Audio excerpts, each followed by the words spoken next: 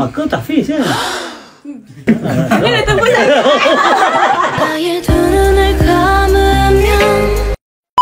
Makna barakah akhirnya ialah as-sa'adah al-haqiqiyah, the ultimate happiness, the tranquility of life. Sebab itu bila kita letakkan ini sebagai asas, kita hidup dekat bumi asing ini, kita memerlukan barakah Allah. Nak belajar dipermudahkan, ada kesulitan, ada saja jalan keluar yang Allah berikan. Jadi nasihat Daddy Mara ini, ya, jaga diri elok-elok, jangan sekali-kali tinggalkan solat, jangan lupa Allah SWT. Ini KL ke? Ini KL. Saya nak tebuk boleh? InsyaAllah boleh. Boleh insyaAllah. Nun wal qalami wa ma yasturun. ما أنت بنعمة ربك بمجنون وإنك لعلى خلق عظيم فستبصر ويبصرون بأيكم المفتون. الله العظيم.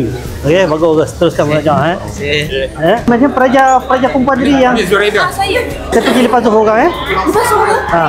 Baiklah. Ya? Boleh. Okey dah, pergi lepas ni terus. Kalau yang rumah turun-turun ni semua rumah jenis-jenis ni nama orang panggil jutek. Rumah jutek. Jutek? Maksudnya?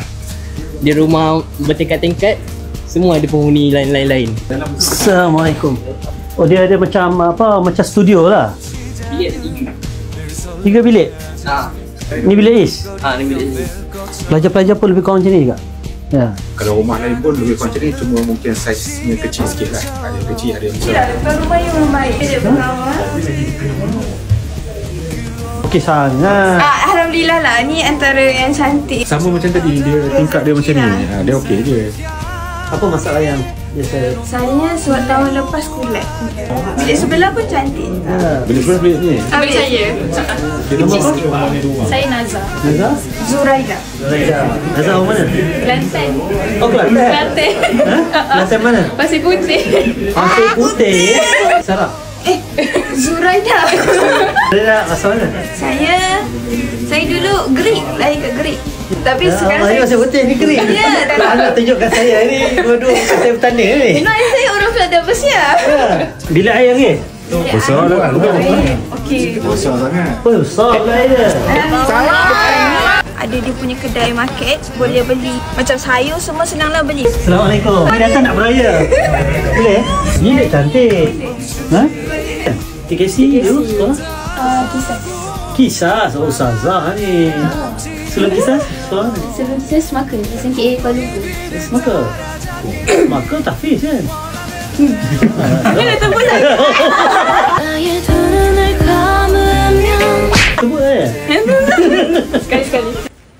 يا أيها الذين آمنوا اتقوا الله يا أيها الذين آمنوا اتقوا الله وذروا ما بقي من الربا. Ya tu lah. Satu ayat tu.